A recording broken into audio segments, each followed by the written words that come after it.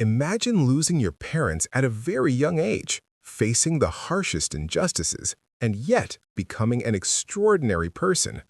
Aminata's story will shock you. Patience, courage, and forgiveness, a powerful African tale you don't want to miss. Subscribe, like, and share to spread this inspiring story. In a peaceful village surrounded by majestic baobab trees and golden millet fields, lived Aissatou, a young girl from a poor family, yet with an immensely rich heart. Every morning before the sun climbed high into the sky, she helped her mother at the market, carrying baskets, smiling at customers, and speaking with gentleness. After the market, Aissatou went to the ancient well, patiently drawing water, then cared for the younger children of the village as if they were her own siblings. Everyone recognized Aissatou by her radiant smile, her calm voice, and her bravery in work. The elderly women often said, "This child may be poor in possessions, but she is rich in blessings." Without knowing it, these qualities were about to draw the attention of the man who would change her destiny. One busy market day, as the sun shone brightly and voices mixed with distant drums, Aissatou was once again helping her mother under the shade of a tree. That was the day Amadou noticed her. Coming from a wealthy and respected family, he walked through the market without pride. His eyes stopped on the young girl with a calm smile and patient hands. Drawn by her simplicity, Amadou returned several times to the stall. He started a conversation, first shyly, then sincerely. In the days that followed, their meetings became regular. They spoke about life, work, and simple dreams. Soon, Amadou understood that Aissatou's true wealth was not measured in cattle or gold, but in kindness and dignity. The village began to whisper, "These two walk under the same blessing." Weeks turned into months. Aissatou and Amadou met discreetly, always with respect. Their love grew like a plant watered with patience. Amadou never came empty-handed. Quietly and without pride, he helped Aissatou's family. A bag of rice left at the door, medicines paid for at the clinic, a roof repaired before the rainy season. He never asked for anything in return. Touched, Aissatou prayed for him every night, often saying, "May God protect the one who does good in silence." Little by little, the village understood that this love was sincere. Griots sang their story, and the elderly women nodded wisely. Their union is pure like the water of the marsh. The long-awaited day arrived.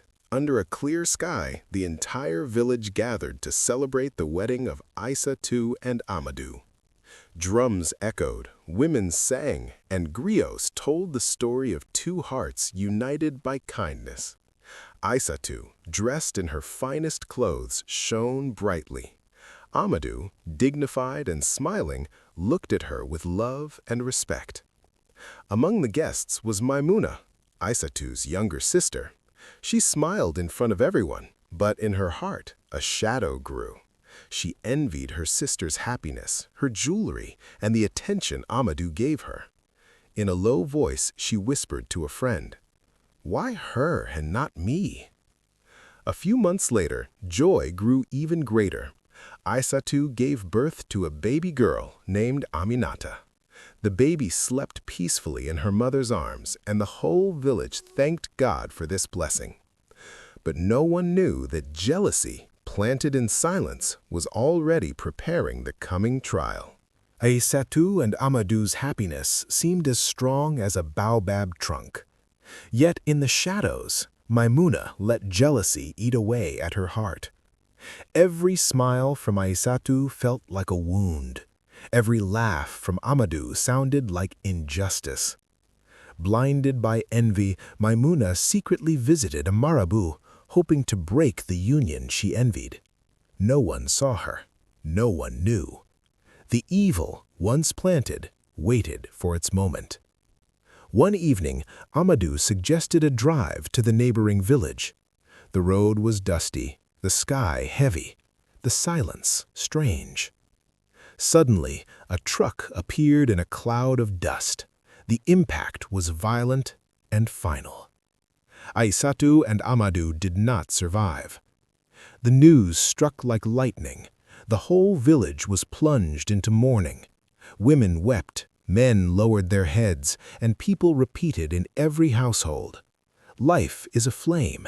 It can go out in a single breath." Little Aminata, still a baby, was left alone before destiny. After the funerals, the village gathered to decide the fate of little Aminata. Without parents, she needed a home. It was Maimuna, her aunt, who agreed to take her in. In front of everyone, she promised to raise her like her own daughter. At home, Aminata grew up beside Aida, Maimuna's daughter, 2 years older.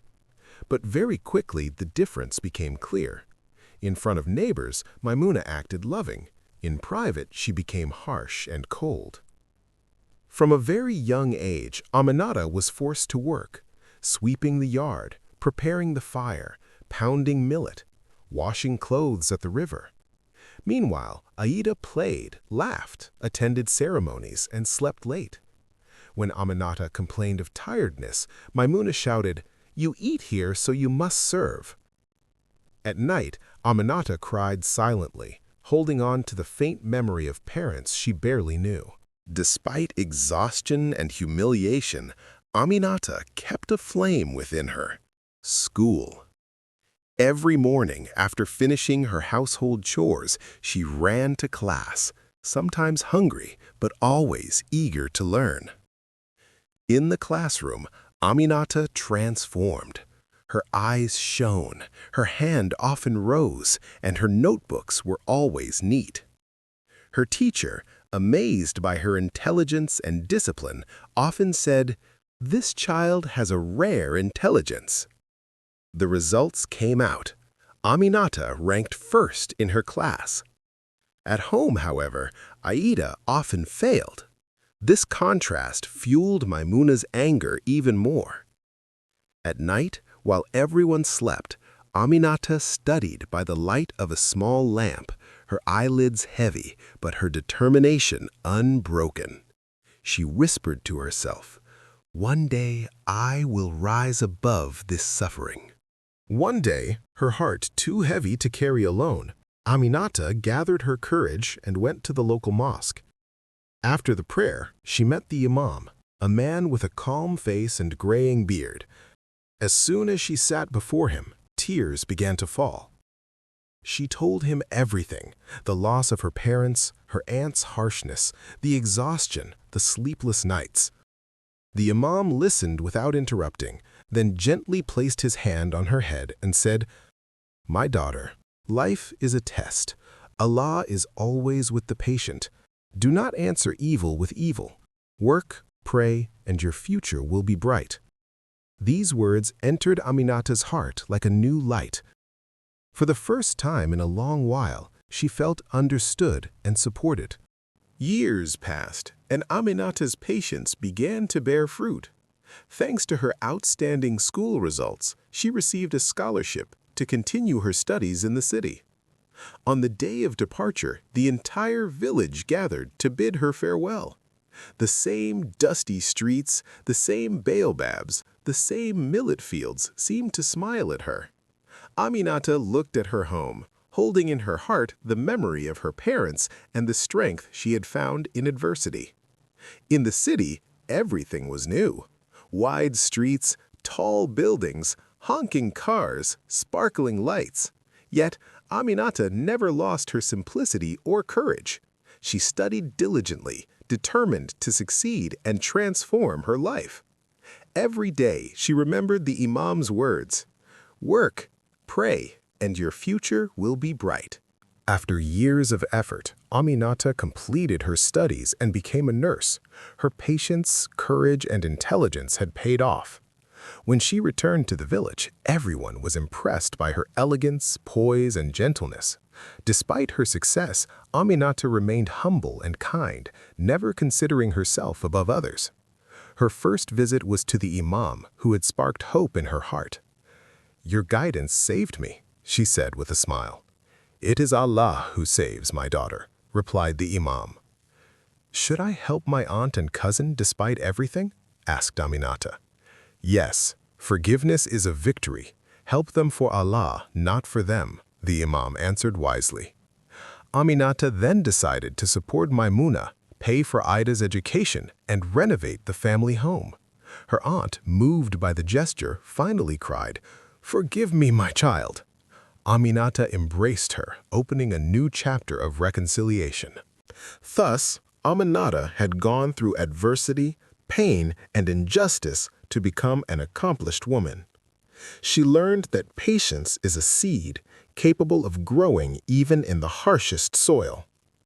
The forgiveness she offered her aunt and cousin not only helped them, but freed her own heart. She also understood that doing good, even when no one watches, is never lost. In the village, children listened to her story. Griots sang of it, and women whispered, "Evil passes, but goodness remains forever." Aminata looked at the baobabs and millet fields, smiling. She knew that patience and endurance open doors that hatred closes.